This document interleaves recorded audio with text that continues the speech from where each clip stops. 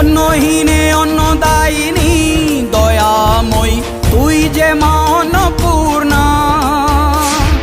সন্তান স্নেহে তুই মা যেন কল্যাণী সম্পূর্ণা। তোর কথা যেন মন্ত্রোচ্চারণ, বজ্র সম কঠিন অনুশাসন। ধৈর্যের সর্বংসহা পৃথিবী, ধর্ম ও ন্যায়ের প্রতিচ্ছবি।